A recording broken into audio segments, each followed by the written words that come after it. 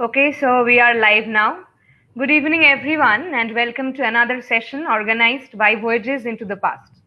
Today, we are honored to have with us eminent historian Dr. Deepak Kumar. For more than 4 decades, Dr. Deepak Kumar has researched and taught on different aspects of the history of science, technology, medicine, and environment in the context of colonial India.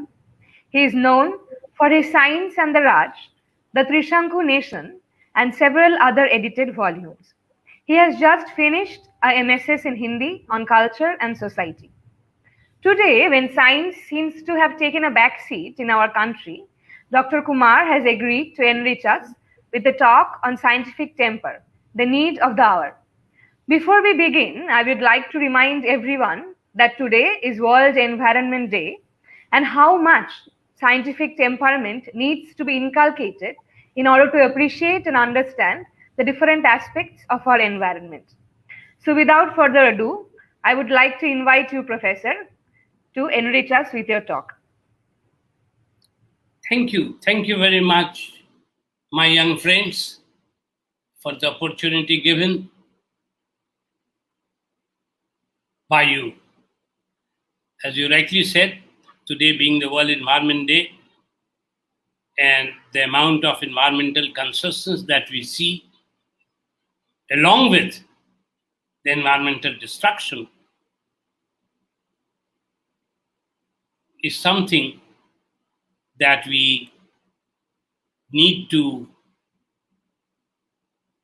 think over, not only in an academic sense, but also in practical ways. Well, man-nature relationship has always been complex and at the same time very intimate. The moment we grew into Homo sapiens and Homo faber, we began to explore our place in the wider natural environment.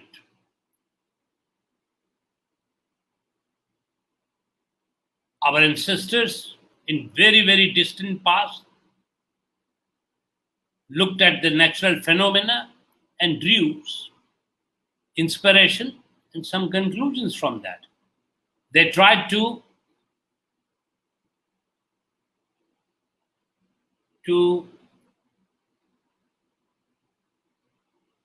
work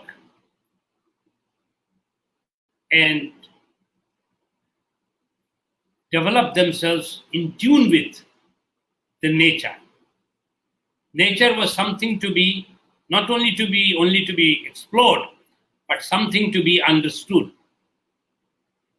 And this has been going on since time immemorial till today. We are still struggling. We still know very little of the enormous nature that surrounds us and under whose canopy we all live, prosper, and die. There are numerous examples of how our forefathers tried to handle this. One thing which comes quickly to mind is that our civilization,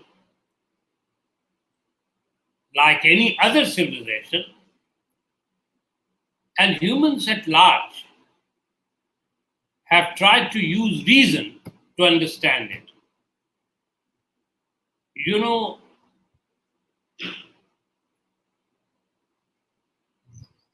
we have always been a thinking civilization.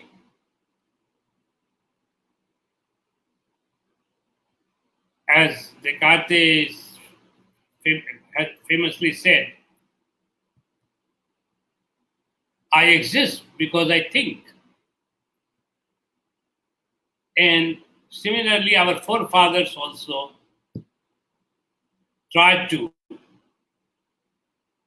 understand their place in the universe and how to make the best use of whatever resources they had.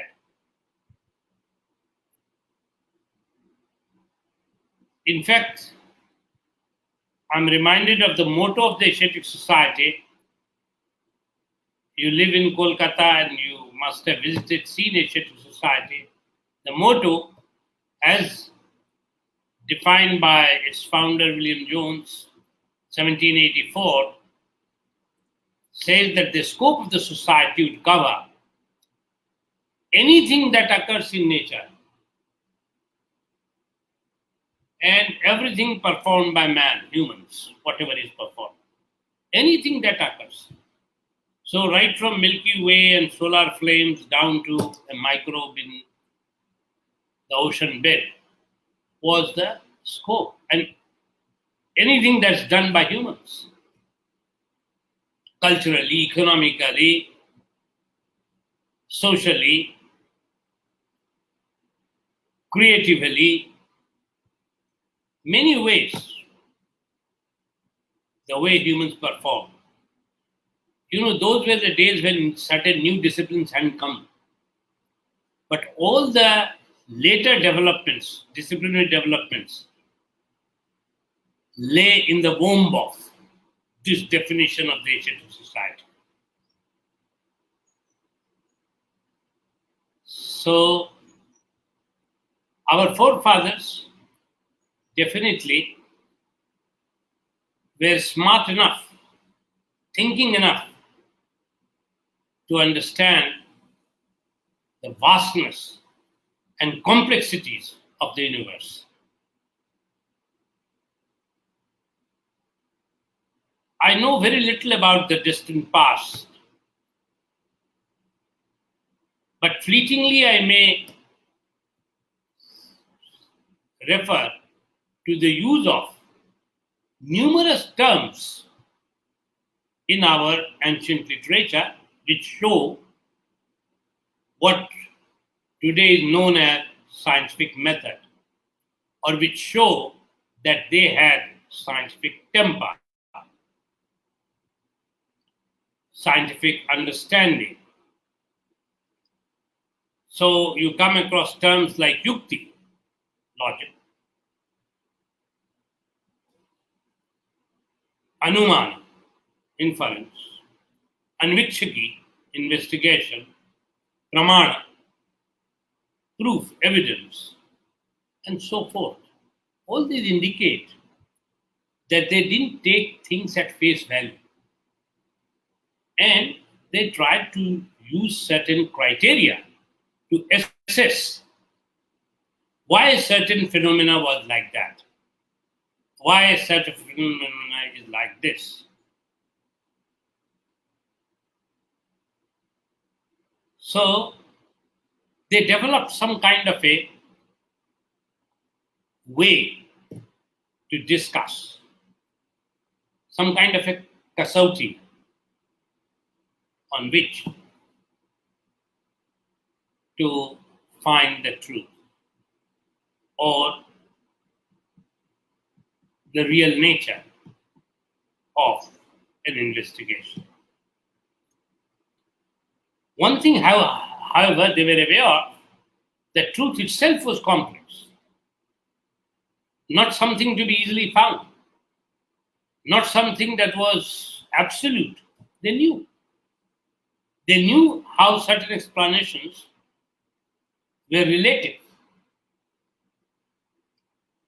And they were aware of their limitations. They did talk about it. That is how gradually certain things moved from investigation to acceptance by a large group of people on a very long period of time, which made them believe this is how it happens. But This didn't make them that rigid. Inside the rigidity, you can also feel the ruptures and the ambivalences which are reflected in the accounts of that period. For example, one of the earliest texts of Shruti Parampara, Atharva Veda, talks of mantras, incantations. Medicine emerged out of magic in Greek civilization, in our civilization.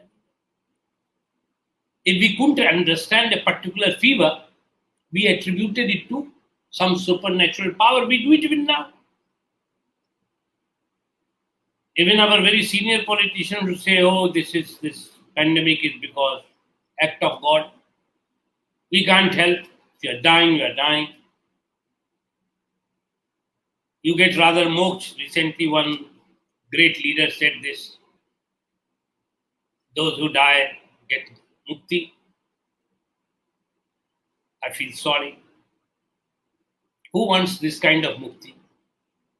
But anyway, it is there. It's before our eyes, which is very unfortunate that my younger generation, even I, have to witness this enormous loss in the face of a innocuous virus and our weaknesses that this has exposed. As I was saying, that it all began with incantations, mantras, but gradually, through several centuries of work, empirical investigation, we developed a process to understand why certain diseases occur and how to deal with them, how to cure, or how to prevent. Now, the early name, Buddhist period, you have Jivaka. Buddha himself is basically a healer. The concept of mind-body coming together and the concept of Madhyama all refer to rational thinking. This had a method. This had a temper of a particular kind. And these were done with mind open. Not only with asa, no, but with a questioning spirit.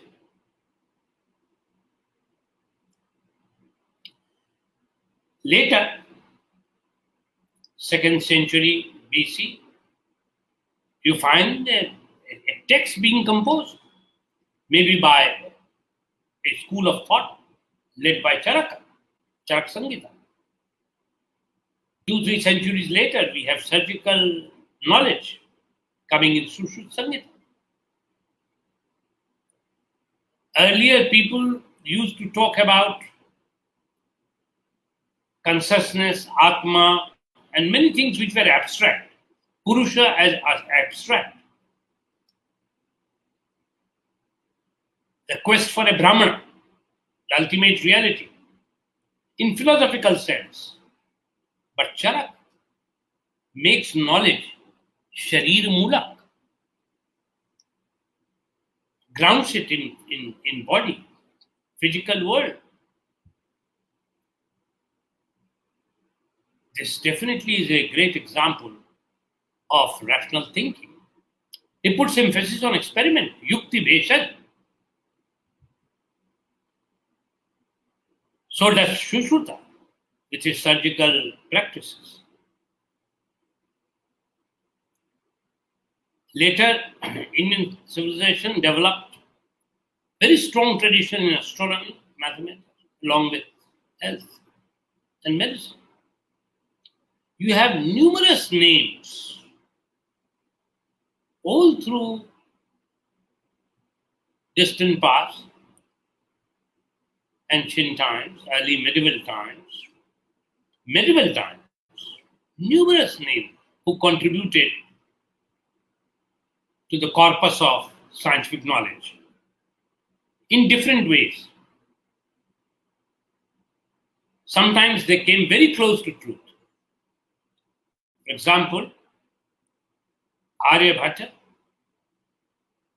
makes it clear, Prithvi chalati, shane shane, earth moves.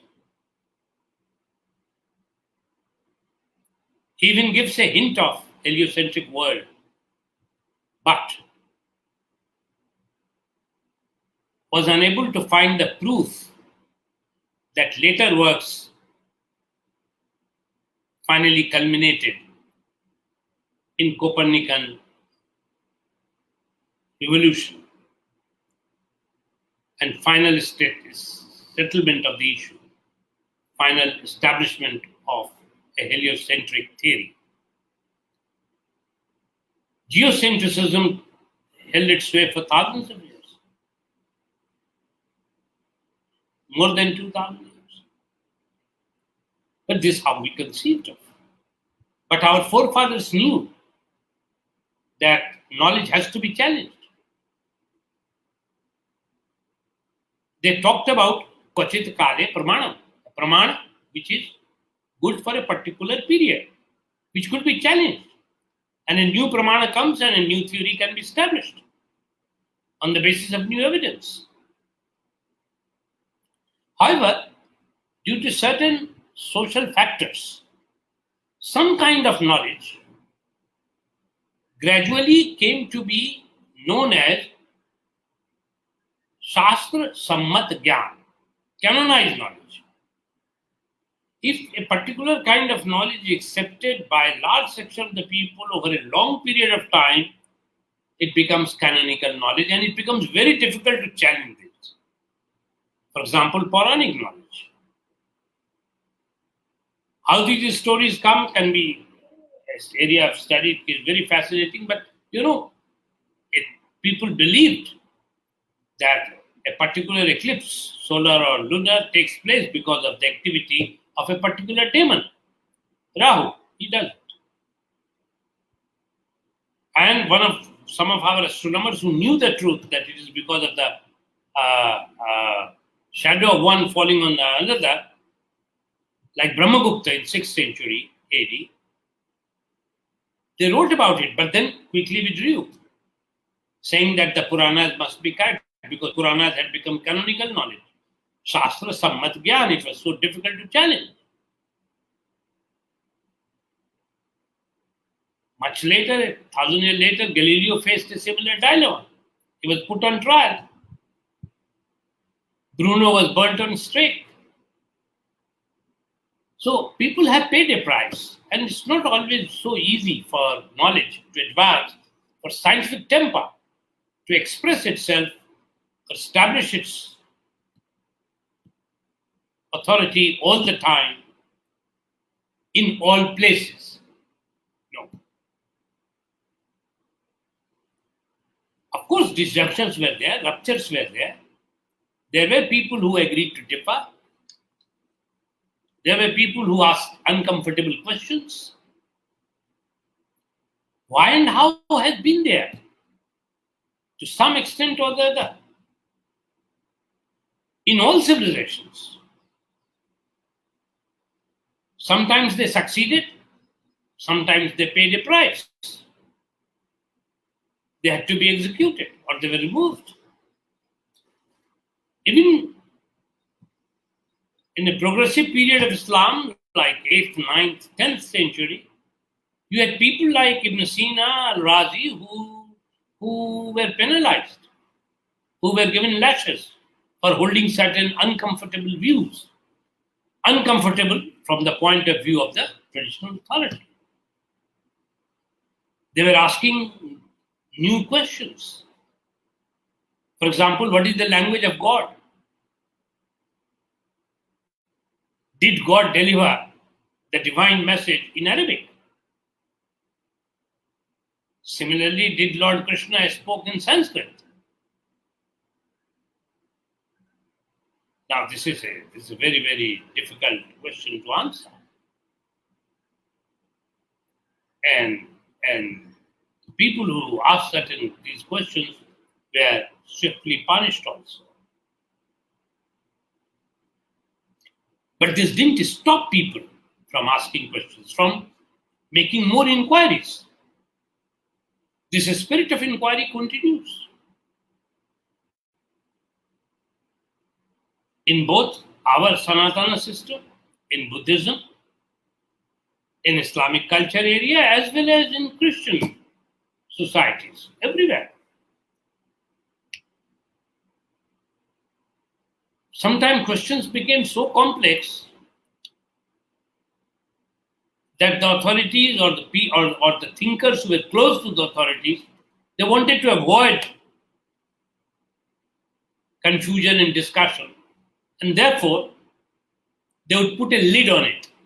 This is what happened in 11th century Islam when Imam Ghazali comes. And he emphasizes the need to go back to the purity of the holy book and not to ask any questions. He succeeded to a large extent. But that didn't end falsafa, the questioning in the spirit. No. People continued. In India, we received Ghazali's Islam. Yet still, there were many who tried to look into the local Indian traditions. Al-Baruni was one of them. He came with Gajani, the invader, settled, stayed, learned Sanskrit, and tried to understand the Indian astronomical, mathematical practices. He writes this beautiful book, Kitab al-Hind. And there are distinct chapters on these issues. He was a little perplexed also. Certain things he couldn't understand. Certain parts he criticizes. He's very critical of Brahmagupta. And he also felt that it was very difficult to deal with the Brahmins who thought that they knew everything. He gives an interesting explanation that in Indian knowledge system, gems are mixed with cow dung. That's 1,000 years ago. Probably is true even now. You know how obsessed we are with cow products. But the gems are also there. The need is to, we know the chaff from the grain, to remove the impurities. And this can be done only when you employ scientific temper. A particular way of thinking, which is rational. This cannot be done on the basis of faith, astha. But however, I must warn that science itself should never become astha. No.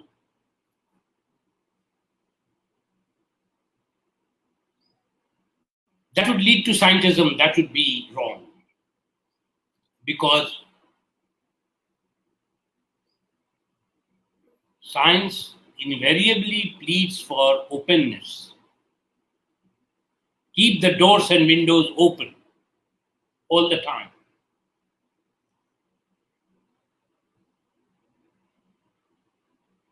We find examples of this all through centuries and decades. In medieval times, which normally some people think was a dark age, unfortunately, the truth is that there were many bright people. The Jaina monks learning from Unani practitioners, learning from Islamic astronomy,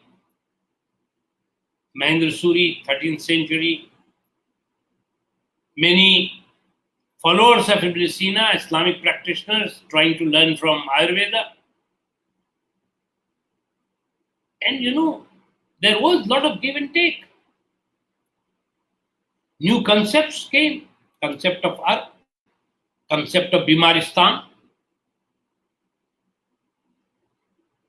Hospitals opened up 14th, 15th century.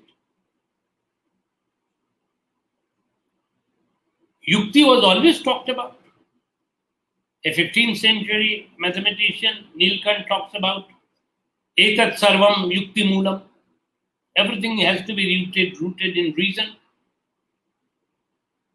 not in dogma. Agam Moolam, no. Agam, no. 17th century, you have a Islamic philosopher, Mullah Sadra in Iran,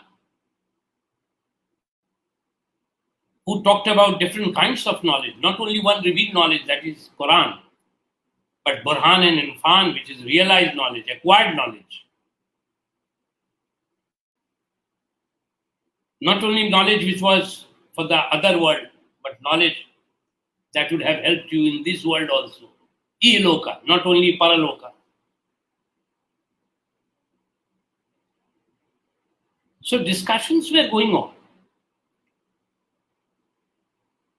But in the Western culture area during 14th, 15th, 16th century, certain things happened, which you know as Reformation and Renaissance, that allowed the Western European societies to ask new questions and explore new methods, new ways.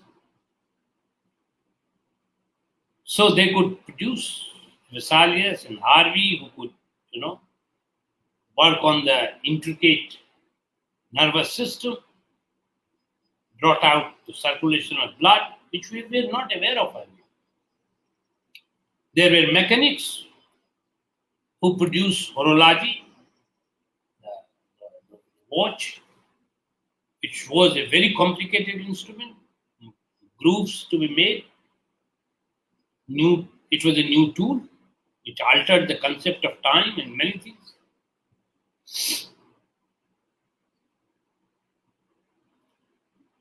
Then you had the printing press. It is said that all the four strong pillars of so-called modern civilization came from China: paper, printing press, gunpowder, compass, which when it reached Europe caused a massive transformation. People utilized it. Without compass, seafaring was so difficult. It made people go out into the sea, explore new places, new world, helped colonization emerge. Printing blocks and later the Gutenberg innovation allowed knowledge to be printed and thereby reach common people. Earlier, the manuscripts were held by very few. So knowledge was in the hands of very few. In Tol, Chatushpati, Agrahara, Madarsa, Maktab, like this.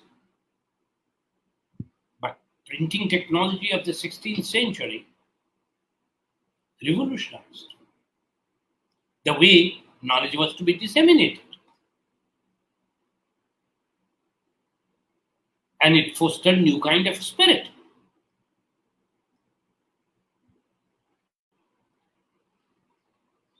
In fact, there was in 16th century agrarian changes also, enormous agrarian changes in Western society, known as agricultural revolution, when the European feudalism gradually goes down and the surplus is utilized by the commercial class for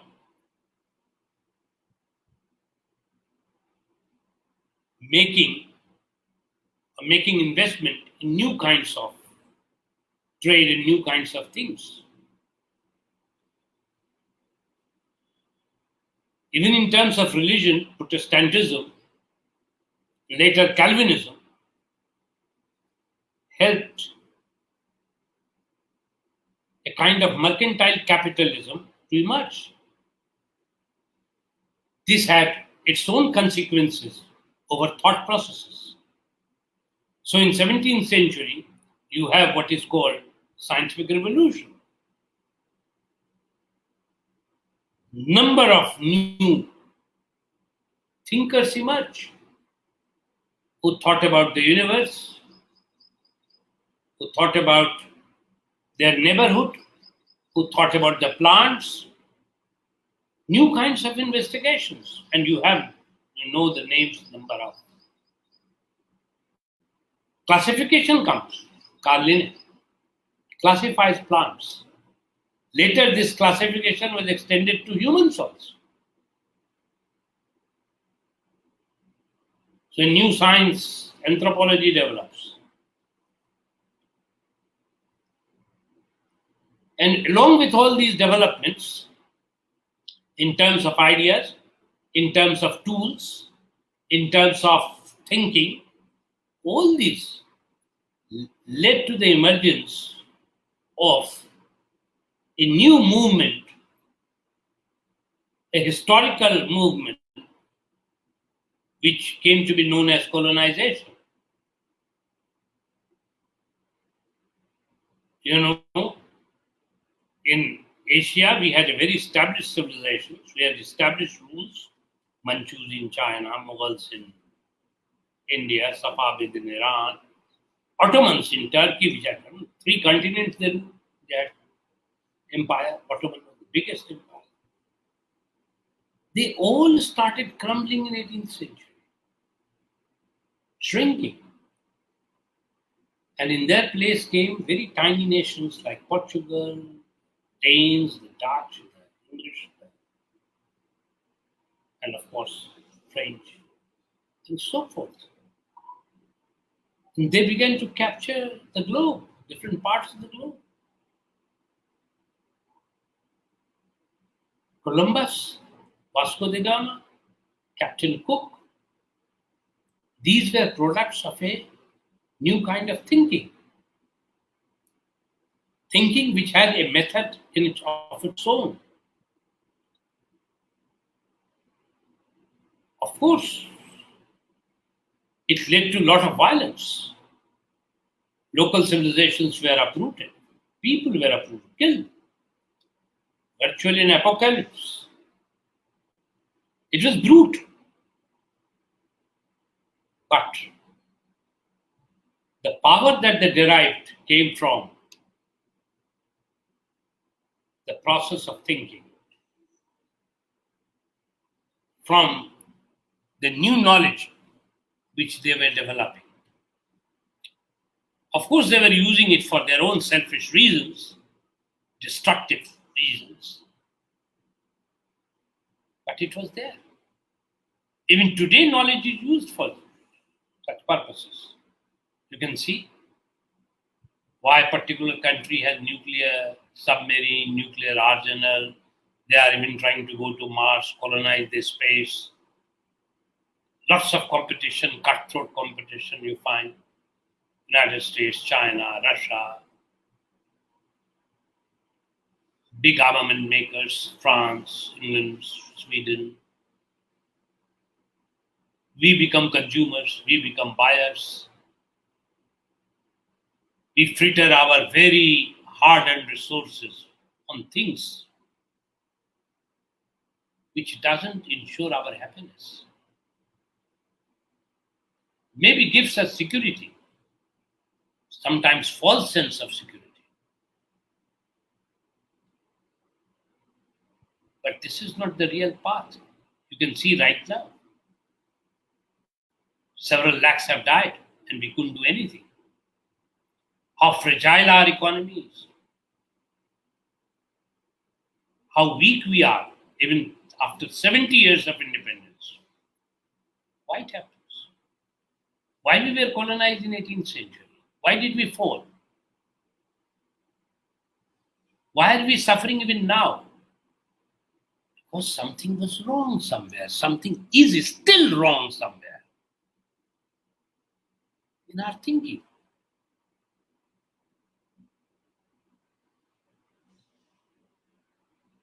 In 18th century, we were too divided. Our intellectual capacity was limited. It was no match to the people who came via sea. It is not because of one Clive or a poor Sirajuddaula that we lost. Had there been Akbar himself in place of Sirajuddaula at Palasi, I suspect he would have been defeated.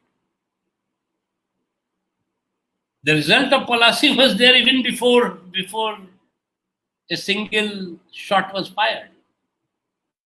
It was all fixed. Match fixing is not a new phenomenon in our country, in our society. We lost.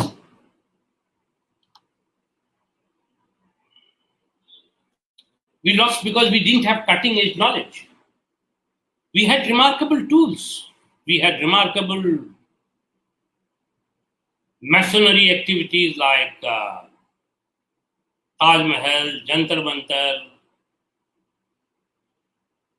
huge Tanjore temple, Puri, Konark.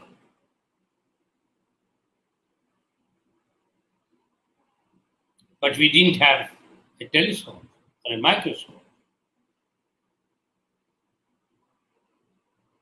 One of the great scholar and a prince who could have ushered in modernity a century before Raja Ram Mohan Roy was Raja Jai Singh.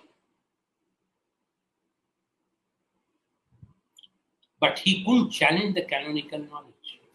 He had not heard of Copernicus, even though Copernicus precedes by a century.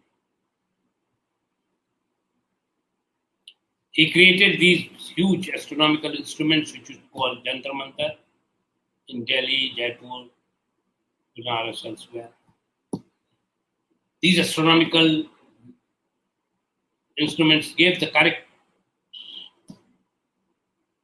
answer, but they were too unwieldy. They had to be run only by a princely help and money. While the telescope which Galileo perfected could be held on hand, any ordinary person could watch the stars from his own rooftop.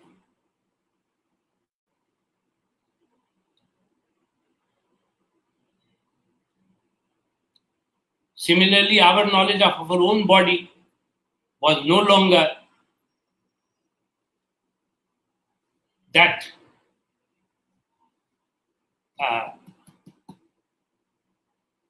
efficient. So people used to die of several kinds of epidemics.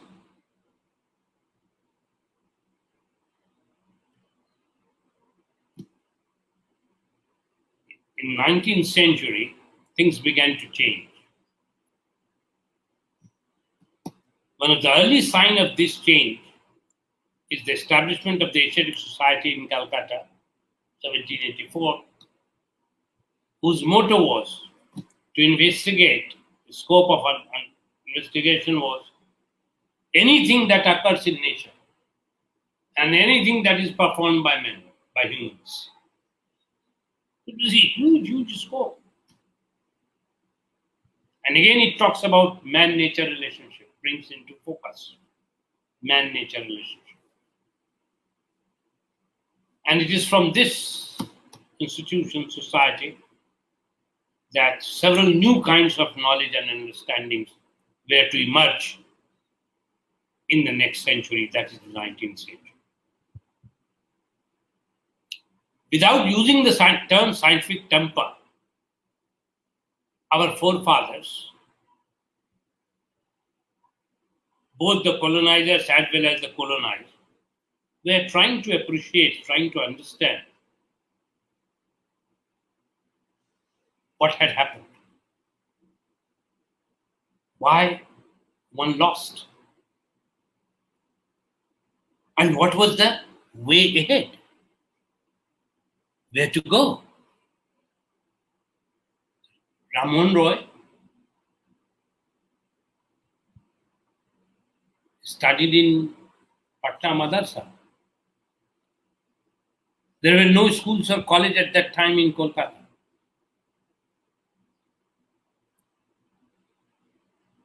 But from there, he developed a kind of thinking which was basically synthetical in nature. He synthesized from both Sanatana as well as Islamic and Christian traditions, created Brahma Samaj, and asked the Europeans, the European masters who had established themselves firmly by that time in India, to introduce new knowledge, Western science and literature, in a famous letter to Lord Amherst, 1822. Hindu College was established.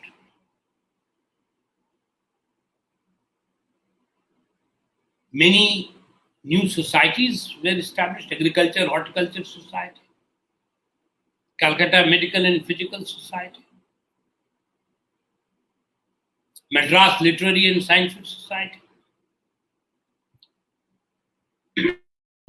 In Bombay, branch of Asiatic Society, 1804. So all these were coming up, and they showed a certain kind of change that was happening in the society, a new middle class emerging. Though in some places they didn't have a direct access. So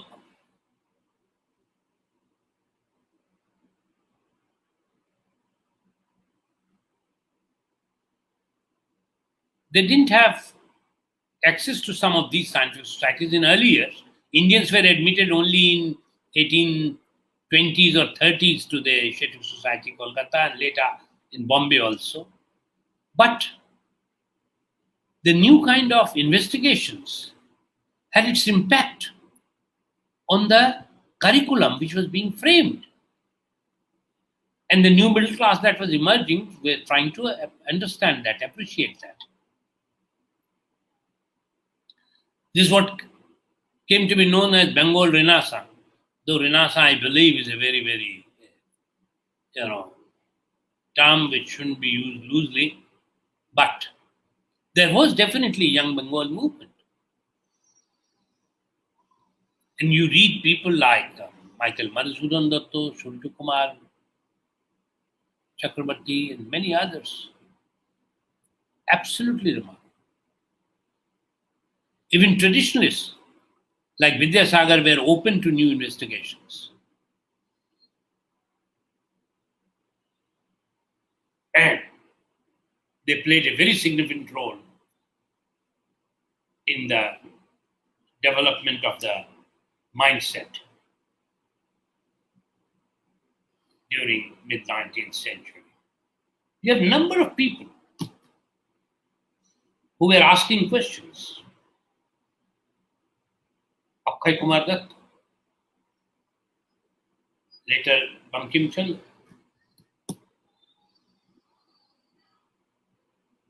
Rajnarayan Basu, many. And you see the dynamics of the relationship between traditional knowledge and new knowledge that was coming. Calcutta Medical College opened in 1835. And for the first time, a dead body was dissected by an Indian, Madhusudan Gupta. This was a taboo for centuries. But when it was done, Fort William boomed a 7-gun salute. And there was a very famous Vaidya who left the city saying the city had been polluted. their way of thinking.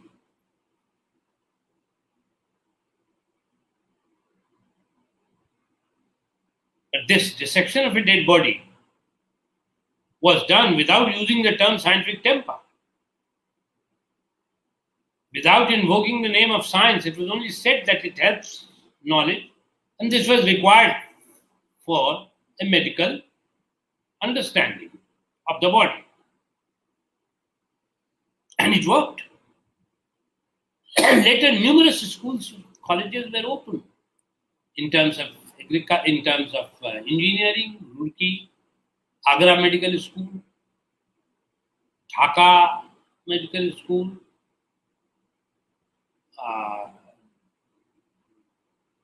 engineering institutions in Pune, near Madras, many places. Agricultural experiments were also undertaken along scientific lines, thanks to the works of the Agricultural Horticulture Society, which had been established not only in Calcutta, but in Pune and elsewhere, many parts of the country, Saharanpur and so forth. They brought new plants, the knowledge of plants flourished, new ways, crossbreeding, in which we were adept earlier also, Mughal time also, we had lots of crossbreeding and so forth. New food items were introduced, new flowers, fruits. And the way all this was being done referred to a kind of new thought process, which some people felt by the middle of the 19th century that Indians should take charge themselves. Of course, it was coming as a byproduct of the colonial rule, but there were many who felt that this could be done. New knowledge could be advanced by the Indians themselves. So there was a doctor in Calcutta, Dr. Mahendralal Sarkar, who wrote a pamphlet in 1869, Desirability of National Science, and asking for money, very little donations, with great difficulty. 7 years later, he could establish, in 1876, Indian Association for Cultivation of Science. Look at the term cultivation, it's very significant. Science is to be cultivated. Scientist is also like a peasant. He sows seeds, nurses the plants, seed of inquiry, seed of knowledge, plant of new thinking. Many times his experiments fail. So what? The plant wilts. Sometimes it fruits. It gives good results. Cultivation.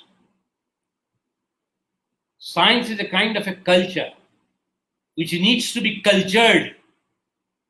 There is a culture of science which needs to be cultured. You understand? Biologists use this term culture. They culture germs, they culture, And we understand how cultural historians also use the term culture. I like, the way Dr. Sarkar named his association. And it was such a small beginning, such a difficult beginning. Very few people. In fact, for another 30 years when he was alive, he was very dejected. He said, oh, the land has been fallow for such a long time. Seeds dry up. Seeds don't germinate. The land was so orthodox.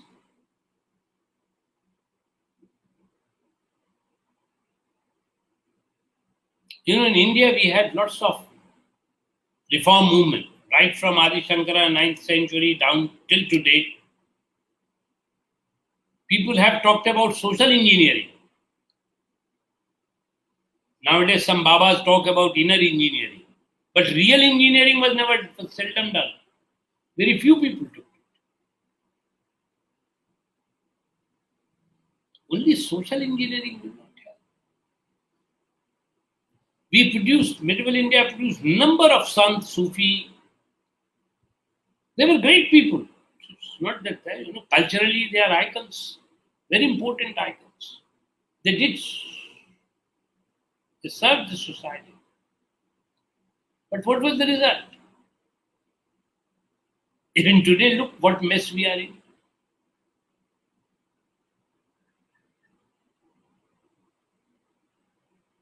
Where did this reform go? Where did this so-called bhakti movement, what kind of bhakti we have? You understand these days we have new kind of bhaktas, you know it, how scientific they are.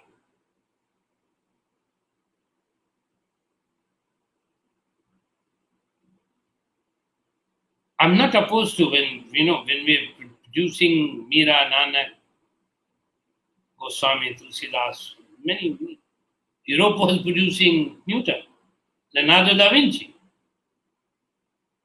Comparisons can be odious, I understand. You can't compare apple with oranges. No, you should.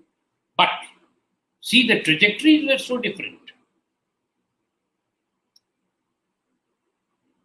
And all this was being debated in mid-19th century, late 19th century. And our forefathers were at a loss what to retain and what to leave.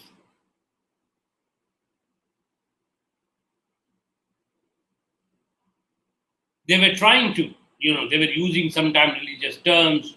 They used the term Hindu, many books, many pamphlets. They went to the Holy Quran, they went to Puranas, they went to many things. They tried to revitalize themselves. Cultural assertion, to find a cultural identity. They did their very best. Many times they failed. It was tragic for many.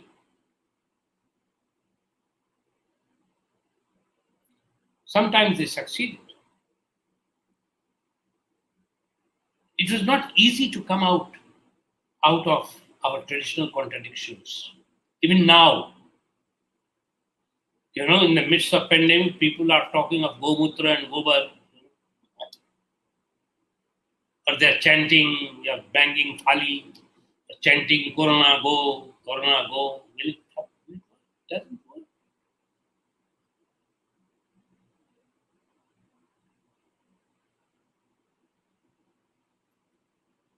But our forefathers did try to lift themselves and the society out of a quagmire. It was a difficult work. Mahendralal Sarkar died a dejected person. But his efforts had led to a new bloom, a new dawn, the early rays of which you find in J.C. Bose, Praful Chandra Ray, later Satyen Bose, Meghnad Saha, many more. In fact, during the period 1890 to 1940, you have it's like a constellation. Suddenly, India had become so fortunate. It was like a constellation. From 1890 to 1940, 50, you have a number of people. I've given you only 4 or 5 names. There are 50 names who made original contributions to the corpus of scientific knowledge. Some are very well known, some are not even till today not known.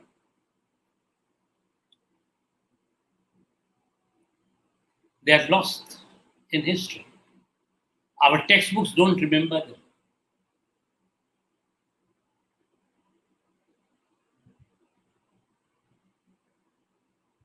But this was a huge efflorescence.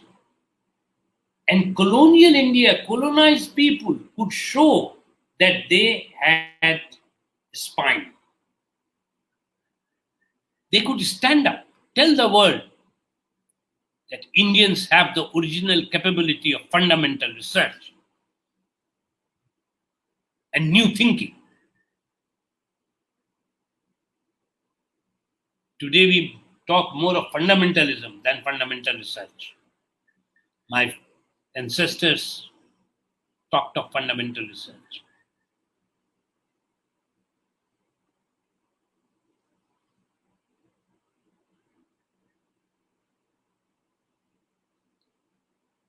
So, by the turn of the 20th century, you have great people trying to show the way. You read P.C. Ray, his Atmakatha. Read J.C. Bose's Abhyakta. Many other writings. Meghnad Saha, his journal Science and Culture, all the early issues of Science and Culture. They give an idea of, they were all planning for a good future for their country. They could guess that British would have to leave someday or the other. Swaraj, Swadeshi, Swatantrata reverberated there. And very soon, they achieved their goal under the leadership of Mahatma Gandhi, and many others contributed. There were great laureates who contributed.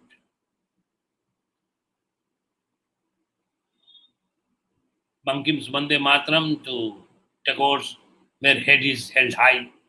You have Premchand's depiction of pageant life. Many more. And by the fourth decade of the 20th century, you see a situation where Indians were planning for future. They knew independence was at hand. And everybody prepared his own blueprint. Gandhi had his own ideas, Nehru had his own ideas, Meghnad Saha, many others, with Dr. Vishwesvaraya, the engineer. He was the first to talk about planning as early as 1918. And all this was permeated by scientific temper. So don't think that only Pandit Nehru talked about scientific temper. Then before him, without using the term, look at Gandhi's prescriptions.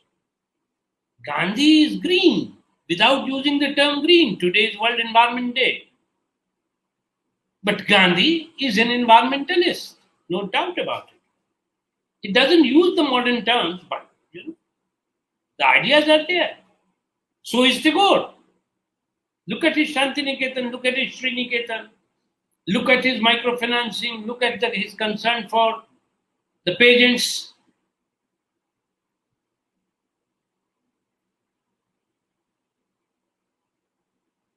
So you will see we need to. Now, what happened during last 70 years should be subject of another lecture by someone more competent to handle it. My period ends around 1950 or so.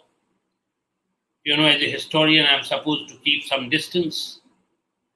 My vision would get blurred if I take the book closer to me, though I tried to do it in Trishanku Nation, and I'm sure I failed there. In my book, Trishanku Nation, I have talked about contemporary India, from Nehru to Modi, last 70 years. It has been written more as a citizen, as a person who saw a period, much less as a historian. History is a very specialized craft, we know. And we have to be true to the evidence, facts, etc., etc. So, I would like to end by saying that scientific temper is something that is intrinsic to human nature. It has been there. Sometimes it is subdued by forces of authority, by forces of canonical knowledge, and so forth, which has been there. The dialectic relationship continues. Ups and downs are there. But this doesn't mean that scientific temper was not there. It was. right from Buddha and Charaka onward till today. We are still struggling, and let's see what the way out would be. We need not to lose hope and keep thinking. Very important. Keep thinking. Thank you.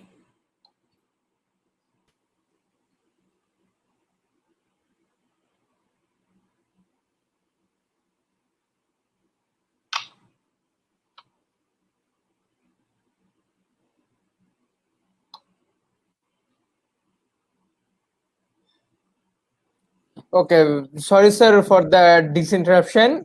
Riti, I think your mic is mute. We can't hear you. But you could hear me, isn't it? Can you hear me? Yes. Yes. Okay. We can hear you. Oh, sorry for the technical glitch. Like this happens very often. I'm really sorry. Thank you, sir, for this wonderful lecture. It was much of an enlightening talk, I would say.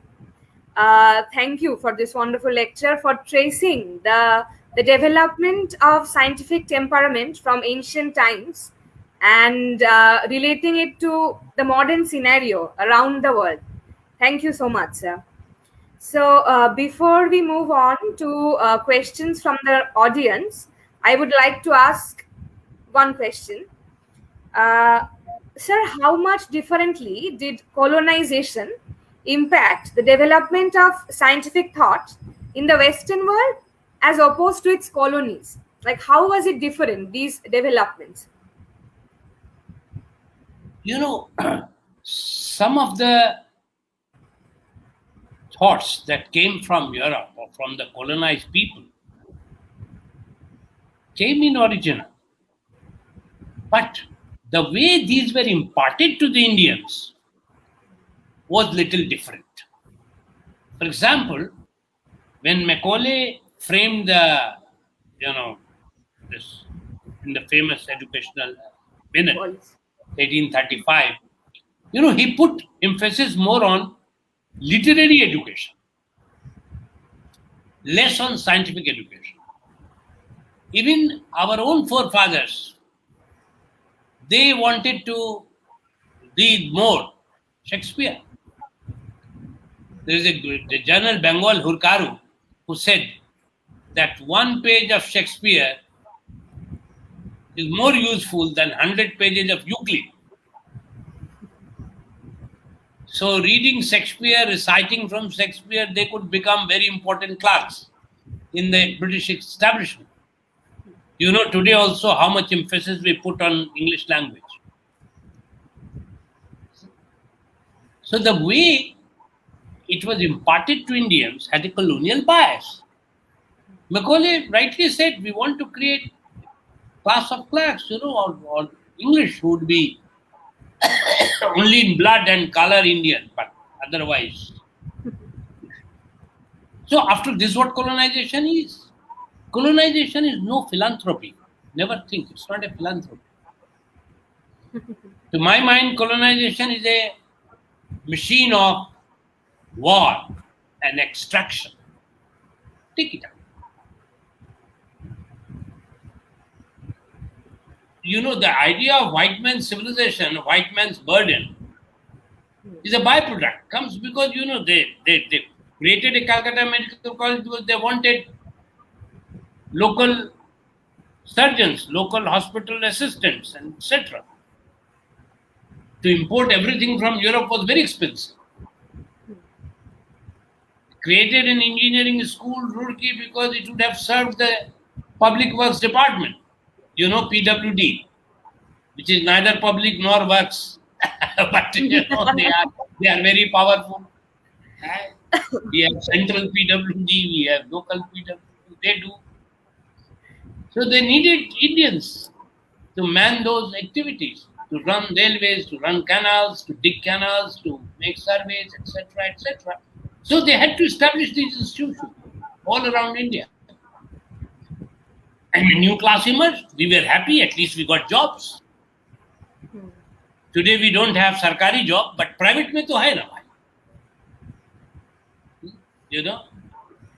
your generation wants to make good money working in Salt Lake. Those software companies in Bangalore, Gurgaon. Now, so you will see that the difference lay in the way it was imparted. But fundamental research was preferred in the metropole. Another thing I will tell you, metropole is in a way moving metropolis. Metropole, for example, London is a metropole. But Calcutta also emerges as a metropole within Indian context. Calcutta is a metropole. Then Patna becomes periphery of Calcutta. Dhaka is a periphery of Calcutta. You get the point? No?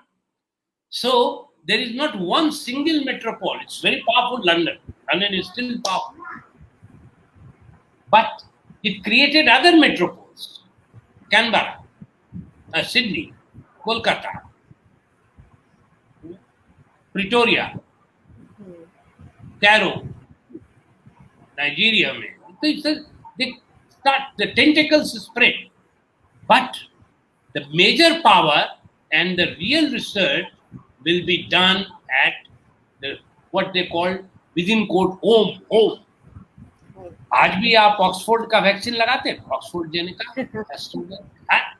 Calcutta में तो नहीं बना vaccine, doctor तो बहुत है ना? तो why we keep importing? Because the center they hold on for last several centuries. They are holding on. The Royal Society was established 1680, long ago. We do not have a Royal Society here. Jaisingh could have created. In fact, in 1700, he brought many astronomers to Jaipur, and he created some kind of a Royal Astronomical Society. But it remained hooked to traditional, what is called Siddhanta, astronomical Siddhanta. Anirban has asked me this question: how did Jaisingh? But that is a fusion of astrology and astronomy, both together. That fusion didn't work.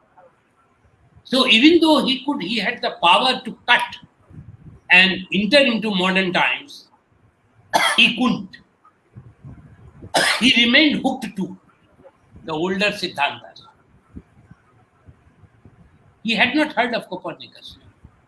So, the way it is done in the metropole and in the colony is what makes colonial science colonial. I use the term colonial science in my book Science and the Raj. I still defend it. Some of my critics, friends have said that, look, that's wrong. The law of physics would be the same in New York as in New Delhi. That's true. Science is universal. Law of physics वही रहेगा. Chemistry वही, वो मैं मानता हूँ. But the way it is taught differs. The way it is executed is different. That is why even today there is a difference between MIT and IIT. IIT Kharagpur was established on the model of MIT. आज भी देखिए MIT क्या है और IIT Kharagpur क्या बहुत फर्क है ना? 60 साल हो गया, 70 साल. भाई ये इंस्टीट्यूशंस 10, 20, 50 साल में नहीं बनते. Institutions are not made by government doles. Institutions are made by individuals and great minds. MIT could attract great minds. It attracts even Bengali mind. देखो सब तो वहीं चला गया, नोबेल प्राइज दिया. आपके ही कॉलेज का तो है नहीं? You know the name. उधर जाके तो मिल गया, यहाँ होता तो नहीं मिलता. फिर मिलता.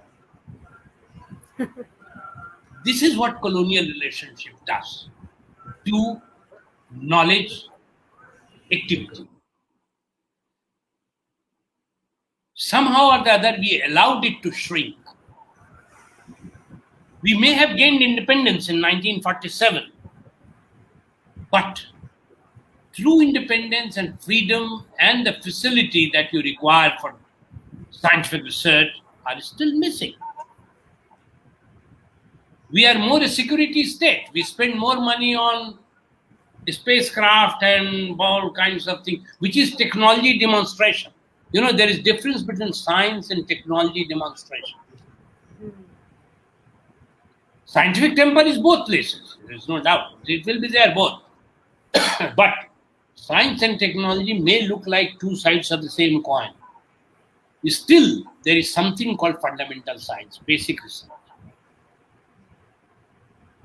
which in your college, J.C. Bose could do 130 years ago.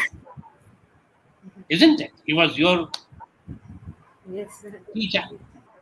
In the same building, with the instruments which he manufactured himself. He tried. To some extent he succeeded, some extent he failed. He recognized this. Created his own institution, Acharya Bhavan, Bashu Vigyan Mandir, which you know. So the difference is, and it is the history, colonial history is very significant because it is still very heavy on our shoulders. Near past is very heavy on your shoulders. Even if I am born in free India, independent India, I know how much constrained I am and my upbringing was, how difficult it was. But still there is hope and gradually we will move. Yes, we will move. If we continue with scientific temper, if we continue with our own rationality, मैं चरक, मैं bacon देकाते की बात नहीं कर. If we continue with the spirit of Charaka, with the spirit of Varaha Mihira, Chakrapani Datta, Bhagavatta, many others, and of course, Nilkantha, we will move. Without abandoning what comes from Europe, from abroad. No, don't abandon. Take advantage, take it. Then grow. Where are the boundaries? No. Tagore was an utterly modern man. So was Vivekananda. Utterly modern. They didn't decry anybody. They learned from everyone. As Raja Ram Mohan Rai had done 2 centuries ago. Thank you.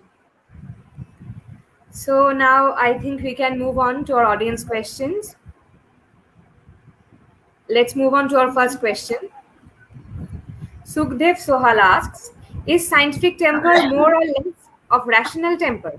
Has thinking faculty of the Homo sapiens improved evolutionarily with experience or similar like our ancient ancestors, and we are just beneficiaries of technology? Yes, I would tend to agree that to me, scientific temper is rationality, rational temper. And it permeates the way we look at the world. It permeates the way we understand the world. I began with, understanding the cosmos, understanding the surroundings, the nature, and so forth. So, technology, it is very difficult to say which comes first, science or technology. It's like chicken and the egg situation. In fact, we were Homo sapiens and Homo faber both together. You can see sometimes monkeys using tool to take the ants out. Takes a twig and takes the ants out. He's using both his mind as well as the tool, a twig. Similarly, our forefathers used both. Even today, what is this jugaad? Jugaad is not that bad. Jugaad has some intellect in it. And people work, understand jugaad. It's very difficult to translate jugaad, It is improvisation with a unique.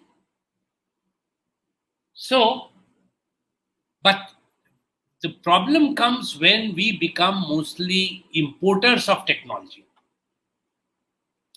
Then there is the problem. Because we become consumers. Today, mobiles have overtaken all of us. Everybody is carrying. But we didn't invent it. We don't even manufacture it. It comes from China. It's Chinese companies. Border पे China से लड़ते लेकिन उसी का वही तो चलता सब. your refrigerator, everything. So we became consumers. Now, to consume, I'm not opposed to consumption. You should consume because, we can't avoid consumerism completely. But at the same time, innovate also. You are a user, not a creator. You need to be a creator. We worship creator Brahma. Kumar is a creator. He creates with his fingers. If we don't create with our fingers, using our intellect, then we are down.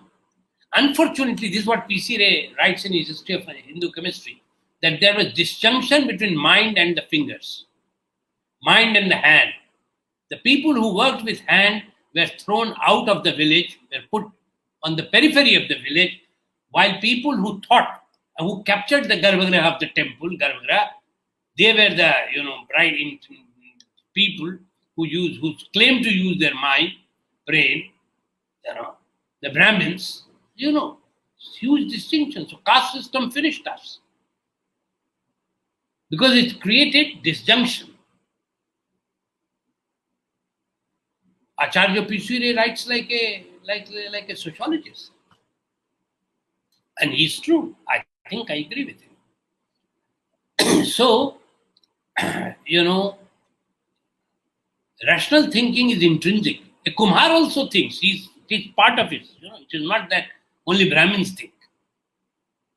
But you have made him feel that no, you are down. That's wrong. Give everyone the opportunity. We had wonderful knowledge, but it was limited only to Agraharas and few tolls or madarsas or whatever it is. Today it is limited to few IITs, ISER, and a presidency. An India of 1 billion population, billion plus, needs hundreds of presidencies. You have only one. Hey, ठीक नहीं है. You need not vertical expansion, horizontal expansion. ये होगा तो उसमें फिर vertical भी बनेगा, आएगा. You have to give opportunity to others. Anything? Yes, the next question is from Orko Shaha. He asks, during the rise of postmodern society in the late 20th century, it was often questioned that even the scientific knowledge shouldn't be worshipped blindly because of the horror the world has witnessed. So what makes scientific temper really rational? Is it the ethical consideration which still guides us rather than the simply logical argumentation? And is it superior to scientific temper? Excellent question, Mr. Saha. You are right.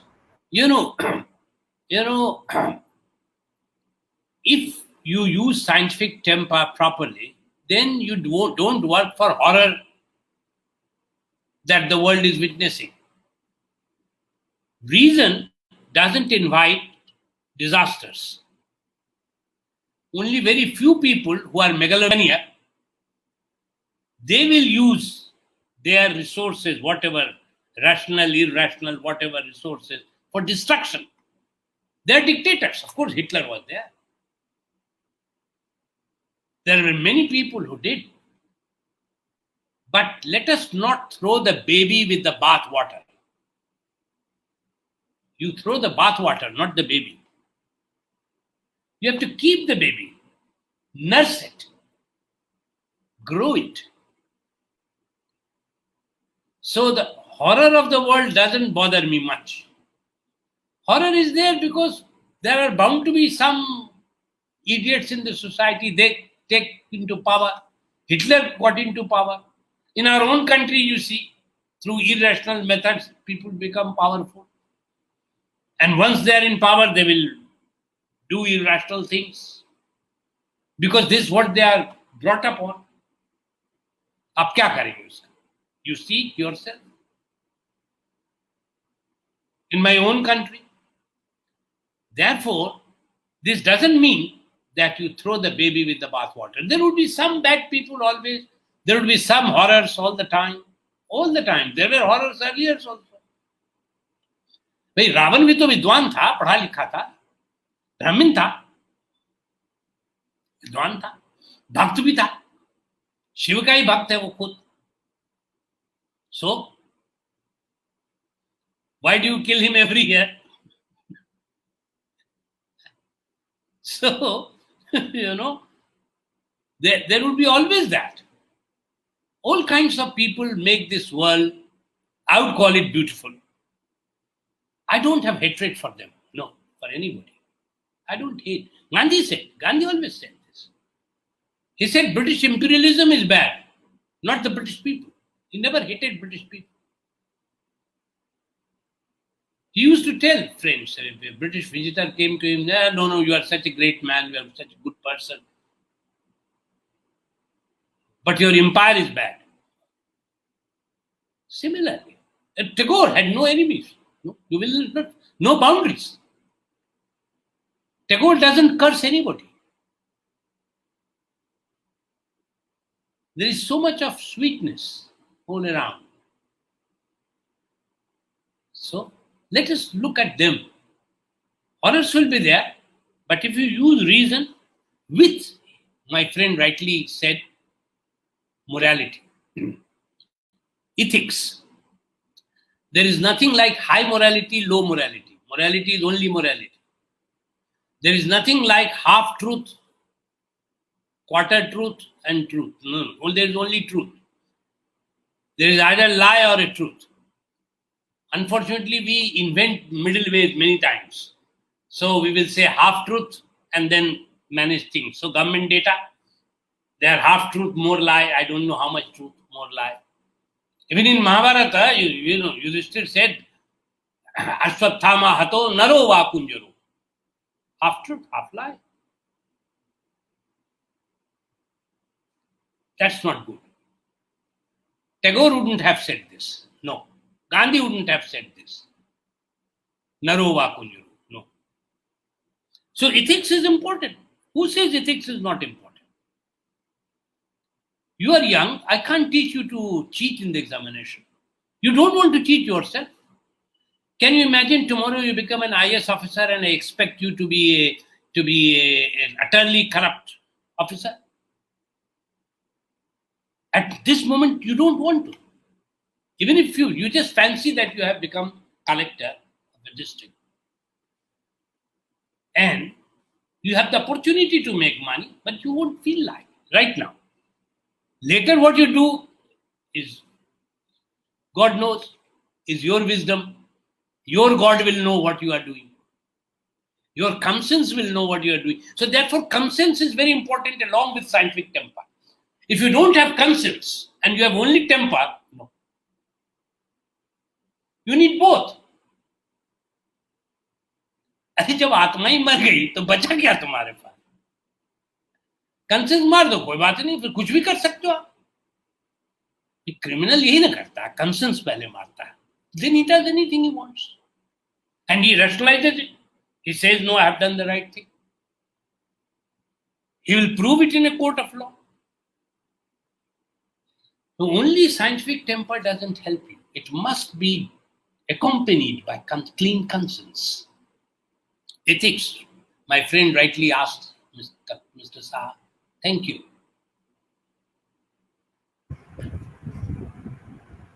Okay, we will have one more question from Sukhdev Swalji. What differentiated the Greek way of thinking from the Indian way of thinking in understanding and marshalling material conditions?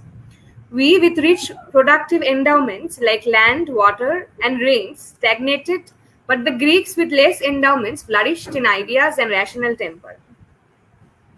That's true, in distant past, I would say that we also didn't flourish. We also flourished. Mauryan economy was a flourishing economy. We used to pay in mudra, in coins, etc. We also flourished. We had an empire of our own. We had our own ways too. And there was ethics. After all, Ashoka edicts talk about ethics and so forth. Buddhism wouldn't have flourished. It did. But gradually, we started losing ground. And when Islam comes to India, you will see some of our thinkers withdrew into like tortoise. They withdrew like tortoise in their own shell. And then it made them much more orthodox than they were earlier. Earlier people, look at Valmiki Ramayana. It is much more open. Have you read Valmiki Ramayana in Sanskrit and Bangla translation? You look at it. Oh, Ram is not really God.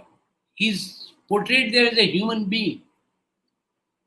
He is a friend of the Bhils. He plays with them. He has all the, but 1,500 years later, 2,000 years later, in Goswami Tulsi's description, he's conceived, he's born as a god. He's no longer human. He's Avatara. He's Lord. Look at Kalidas, how open he is in his Kumar Sambhav, Ritu Sanghara. Look at Jaydev's Geet Govinda. Can you imagine somebody writing like that in this century, 20th century? The openness of human relationship and the shringar with which he embellishes the account of Radha Krishna, Jaidev. These were all there in 9th century. 9th, 10th, 12th, 13th Vidyapati. So it is not, there were efflorescence at particular points, the economy, in terms of culture, in terms of Greeks, of course, because later Greek history and Greek philosophy, Greek understanding, Greek science, etc., was actually preserved by the Islamists, was preserved more in the Arabic and Perso culture areas, but they preserved it, while Europe had gone down to the so-called Dark Ages. And later they rediscovered, which comes to be known as Renaissance in 13th, 14th century. They rediscovered through Islam. So the Greek knowledge was preserved here and added to it also. The Islamic scholars, they added also to it. In my case, this didn't happen. So we rather went inward, as I said, like a tortoise. That is why Brahminism becomes more orthodox. Earlier it is not. 9th century, 8th century Brahminism is different from 18th century Brahminism. Don't use. I don't use the term Hinduism because Hindu terms come so much later. It's the Europeans who popularized it. William Jones called it the law of the Gentoos and so forth. It's the Europeans who used it. Earlier, we never used it. Hindu is not our term. We use the term Arya or Sanatana and so forth. Hindu is not a Sanskrit word. Anyway, so we developed in our own way, and comparisons can sometimes be useful, but sometimes can be very odious because the trajectories are different. We should keep in mind the difference in trajectory. Thank you. Okay, sir. Thank you so much. Thank you for enlightening us with this vast corpus of knowledge.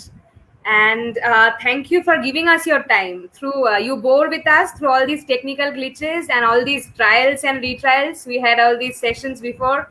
And you also sought help from your family members.